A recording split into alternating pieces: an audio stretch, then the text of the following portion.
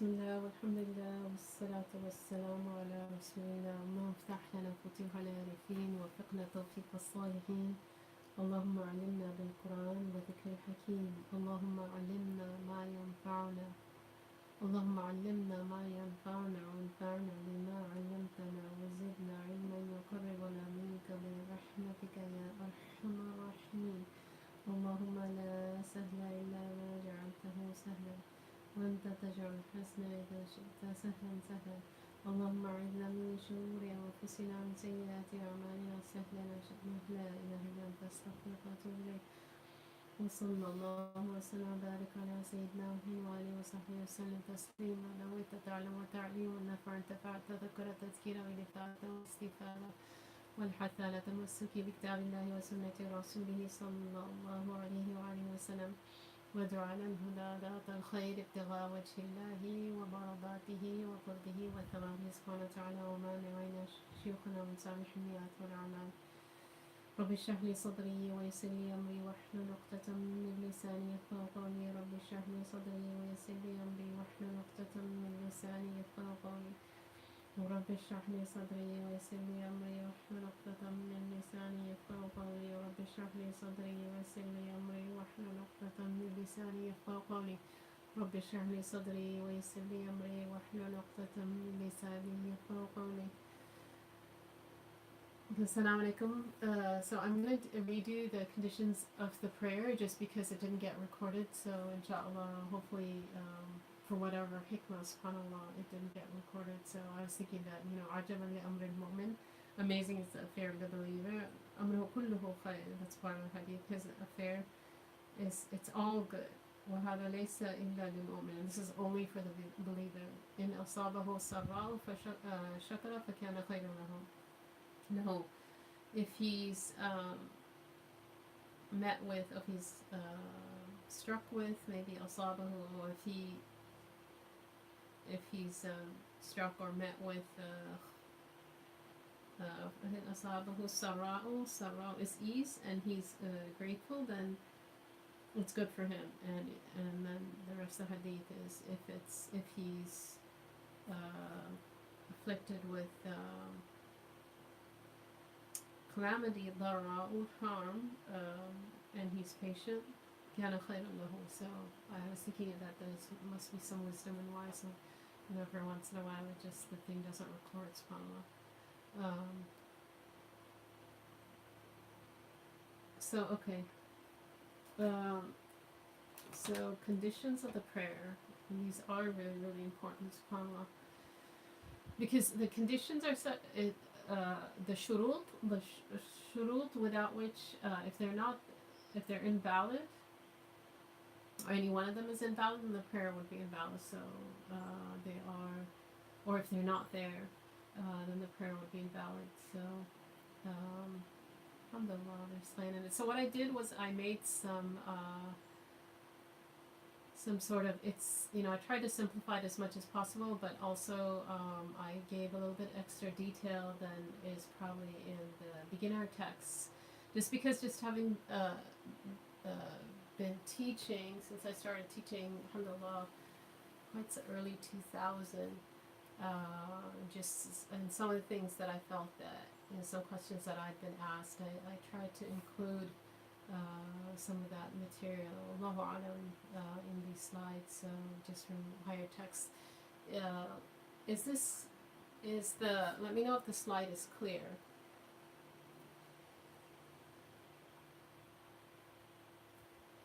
I'll bring it down a little bit. If you can read the slide, let me know.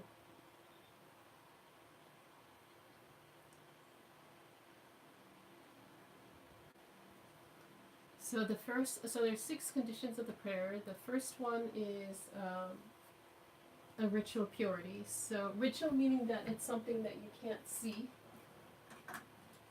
Here, I'm going to darken it. I just close the windows. Hopefully that should be better. So it's your basically being in tahara. So it means either having ghusl and having wudu as well. Second one is purity of the body, clothes, and place. Which means there's no physical filth on the body, clothes, and place.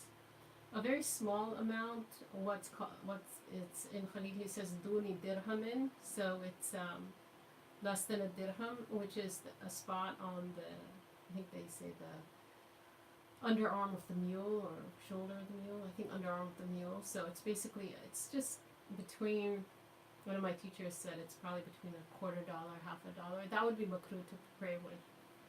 So, but it's excused. The prayer is valid. Covering one's nakedness, right? And we'll go over that. I have separate slides for men and for women, alhamdulillah. And then facing the direction of the qibla, because we're not in Mecca or in Medina or Fustat, Masjid Amr ibn As. In those three places, the Maliki say you actually have to face the qibla directly. But outside of those three places, it's just the direction that you have to try to face. And inshallah, we'll go over that. And then leaving speech except prayers, recitation, dhikr. Leaving unnecessary movements, and that's onlooker assessment. And this is, same in the Hanafis, to where if somebody looked at you, and if there's so much movement to where if they think that you wouldn't be praying, they wouldn't think that you're praying, then one's broken one's prayer. If they looked at you and they're like, well, he's still praying, then the prayer is valid. I was with one of my teachers and had gone to visit him and his family, and we were praying. And we were in a room, and somebody, and it was his family, his wife, his brother. I think his sister was not in the room, but there was four of us praying. Anyway, so it was a small room, so I was right behind the men, and his brother kind of, I think, was trying to, I can't remember if the sheikh, he kind of tripped a little bit, or he was a little bit unsteady on his feet, so his brother tried to just kind of make sure that he didn't fall, and he, I think in the process, he was sort of moving around, which to me seemed like a lot. But and so then I asked after the prayer, because I thought that maybe his prayer would be invalid, and and the sheikh said no, it's actually a valid prayer. So subhanAllah, sometimes you might think that it's good to be in those situations where you can actually ask certain, is this person's prayer valid or not? So alhamdulillah. Okay, then the next one is, so these are the 6 conditions of the prayer: ritual purity, purity of the body, clothes and place, covering one's nakedness, facing the qibla, direction of the qibla, leaving speech, except prayers, recitation of dhikr, leaving unnecessary movements, and onlooker assessment.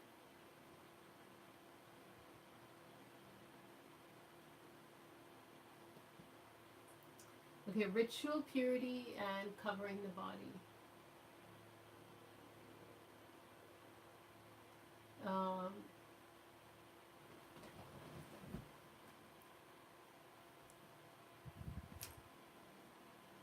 So pure. Okay. Again, purity, which is again ritual or physical, and it's body, clothes.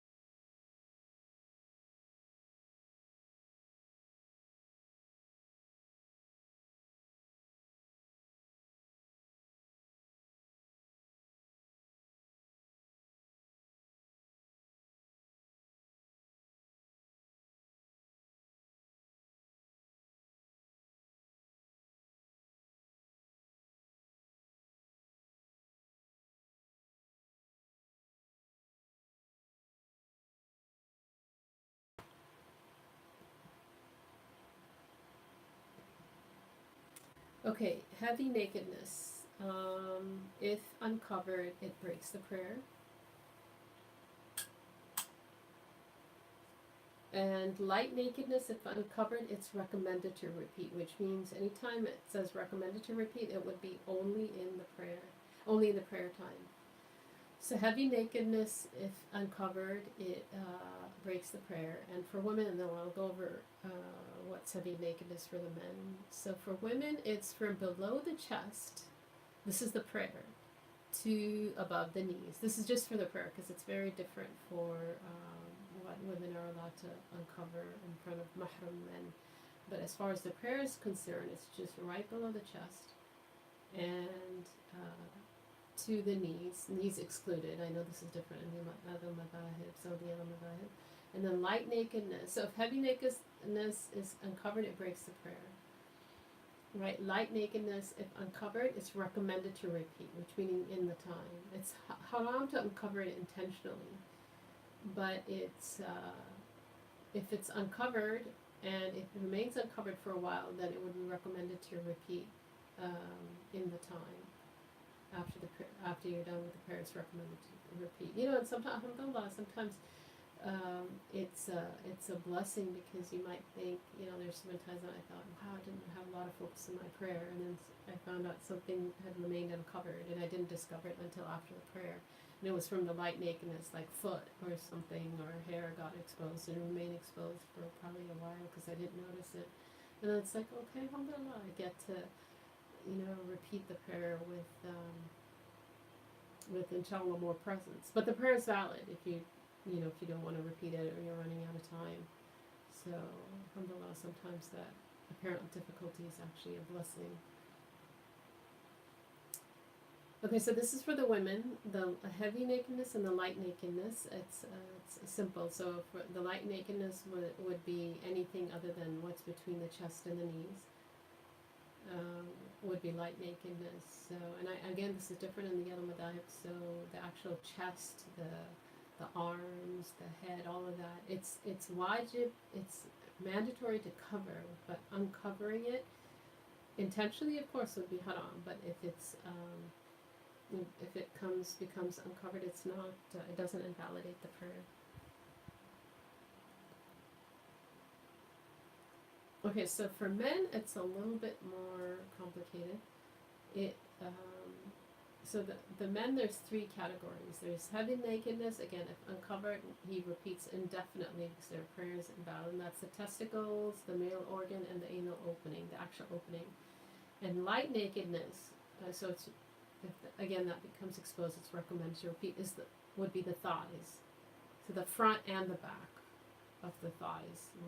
I guess the hamstrings on the other side. So parallel to the thighs on the other side.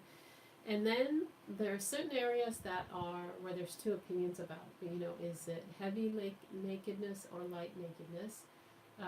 So the rest of the pubic region, what is not considered heavy nakedness, there's a difference of opinion about. You know, it's excluding the testicles, the male organ, the anal opening, the rest of the pubic region. Is it heavy or light nakedness? There's a difference of opinion about. And the area above the pubic region to the navel, meaning the navel not included, that's also there's difference of opinion about. You know, is it light or heavy? So it'd be recommended to repeat. And the buttocks are also considered. It's also in this category. So it'd be recommended to repeat if any of these got exposed for the male, and they didn't cover them. It would be recommended to repeat. So again, inshallah, it's an opportunity to for khayr. So again, this is just specific to the prayer. Okay, and then the qibla. So one must attempt to determine the qibla, so carry a compass, and Dr. Yusuf Ismail sent me a really nice link to a compass that he said he's had for a long time. And actually I had a similar compass that actually broke, and I was thinking that I need to get a new one because I've been using the phone ones, but I don't think they're very accurate. So if anybody wants me to send them the link, just let me know on the WhatsApp group, and I'll send them the link. So it's a condition of the prayer. So even though it's only one has to attempt to face the Kaaba, um, I mean, to the best of your ability, and it's in the West. You know, people of the West, they would pray east, right? And mashallah, mashallah, in North America, we have this issue of this short distance and going over the North Pole. And it's not, a lot of people think it's a madhab thing. It's actually not a madhab thing. I mean, there's Hanafis I know who pray east also. And one of the brothers was telling me, he was one of our teachers, he said, up till the 70s or so, if you look at the graves of the Muslims, they were all facing east because, you know, it's an eye in the Quran. Which way do you face? To turn to pray, you turn your faces towards the direction of the Kaaba, which is east if you're in the west. Anyway, and one of my teachers was saying that a pilot, I think he was non-Muslim too, came to visit him, and he said, or maybe he was a Muslim pilot, but he said he kind of didn't buy this northeast. You know, the northeast direction is based on the fact that they say that the shortest distance in from North America, if you're traveling to Mecca, is going over the North Pole, and to the Kaaba would be going over the North Pole. And he said, well, he didn't think that made any sense, because he said the plane actually readjusts its direction every 45 minutes. So you can't base it on that, because it's not like it's just going over the North Pole, you know, so it's not going in any one direction for more than 45 minutes. So he didn't buy the northeast argument. So anyway, carry a compass, and it's good for, you need to look at both sides and then make your own ijtihad. So you study the matter and then make your own judgment, and then you have to follow that. Once you're convinced about something, then you actually can't, if you looked at the proofs, then you actually cannot follow another opinion. So once you've looked at the proofs and made your judgment, it is not recommended to repeat a prayer in the above case if it is a nafil or if the time has exited. So, sorry, I missed the second bullet. If one makes a mistake and discovers after the prayer, then it's recommended to repeat the fard prayer in its time. Meaning, any times it says recommended, it means the prayer is valid. So you have to try to face the qibla. But if you're off by, and the way Sheikh Sadiq showed it to us, I still remember he was at the old Zaytuna, and so we asked him how much, if you're off by, so you have to try to face the qibla, but then if you found out you were off, how much is considered a little to where your prayer is still valid? So he stuck his hands out. If you stick your hands out side to side, like all the way, like your body, you know, it's like a flat line you're making, and then bring the arms in a little bit, so your palms are facing not up but sideways, not down but sideways, and bring them in a little bit, so maybe about 160 or so, he said, or maybe 150.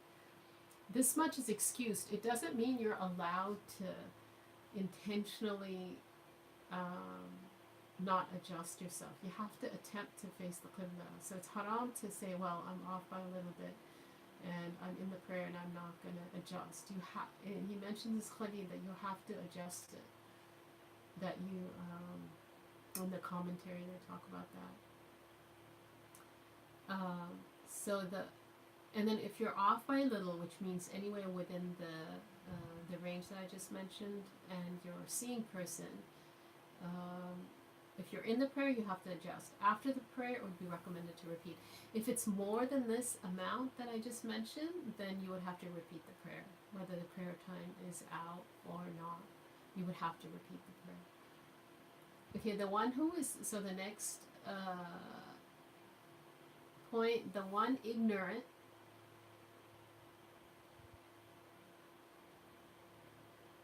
and if you made a mistake about the prayer, about the qibla, but you tried and it's after, any mistake and discovered after the prayer, then khalas, it's recommended you repeat if it's a fard. If it's nafil, it's not recommended. That's any mistake, as long as you struggle to find the qibla. And then 1, 2, 3 bullet fold. The one ignorant about the ruling of the qibla who prayed to the wrong qibla repeats indefinitely. Right? Because the prayer is invalid. So you prayed with, and you were off by more than the excusable amount, the amount that I just mentioned. And you have to repeat indefinitely. Now, mistake during the prayer, this is what I mentioned. If it's certain or probable, certain meaning, oh, I'm 100% sure that I'm about bara off or less, which is the little amount. So it's less than 180, so 160, 150, or the Sheikh Sadiq brought his arms in, like he stuck them out, and he kind of, or he put his hands in a little bit. So it's actually, again, it's not 180. So if you're off by a little, or if the mistake is by a blind person, irrespective of how much he's off by, if he's blind, adjust your qibla. If you're off by a great deal and not blind, right, meaning if it's more than the ba, and you're in the prayer, and it's more than the ba, which is the excusable amount, you leave the prayer and you repeat, because one didn't fulfill the condition of the prayer, so it's like you didn't pray. Now, after the prayer, again, after the prayer, so it's a little bit of a repeat. If you're off, if discovered that you're off by a great deal, then repeat the prayer in its time. This is only for the fard prayer, so sorry, these bullets there's repeat in the bullet points. In Mecca, and I mentioned Medina, and in Fustat, which is a specific area in Egypt, it's where the Masjid of Ammar ibn As is. So there's so many people so many Sahaba that actually verified the Qibla there, that you actually,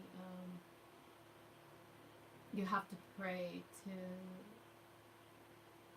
you can't be off. You have to, it's like the Kaaba's in front of you, so you can't be off. So in Mecca or Medina or the Fustat, Masjid Amr ibn al-As,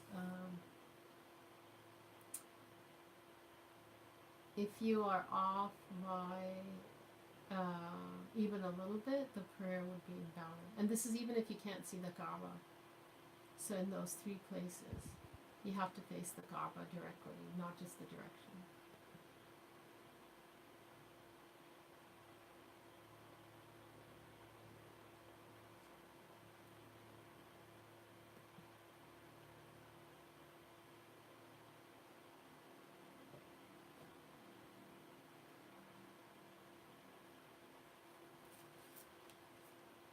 So those are the conditions of the prayer. So inshallah, the other thing I actually wanted to go over, it seems like we have time,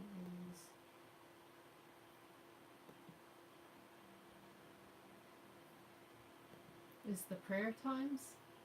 And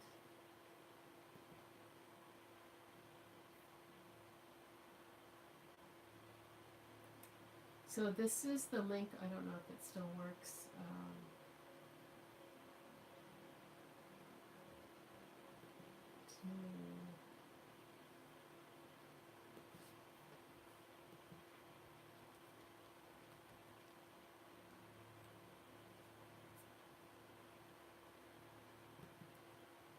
Dr. Yusuf Ismail showed me how to find the prayer times according to the astronomical USNO. So this is the website to go to. It's aa.usno.navy.mil index.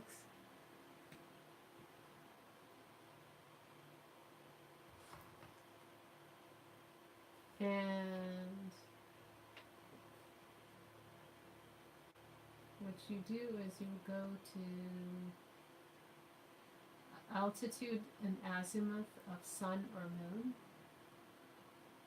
and you would get this.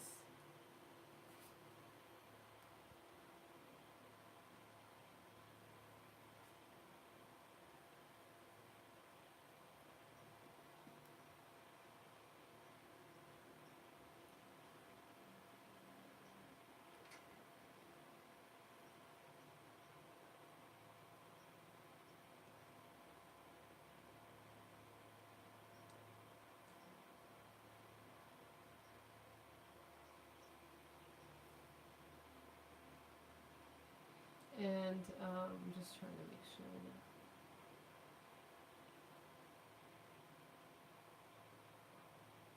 So if, so it's a little bit lopsided. Again, you go to aa.usno.navy.mil and then go to the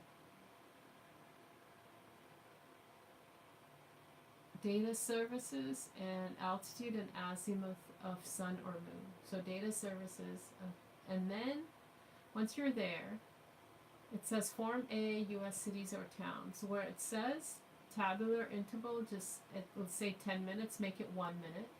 And it says District of Columbia, so I'm going to put in California. So this is only can be done for somebody who's, as far as I know, North America. And I'm putting in Fremont, and then it'll say compute table. So, and then here you will get, it'll give you altitude and azimuth of the sun.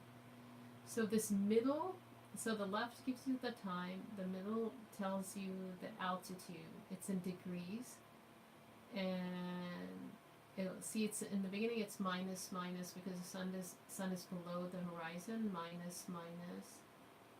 So at 0,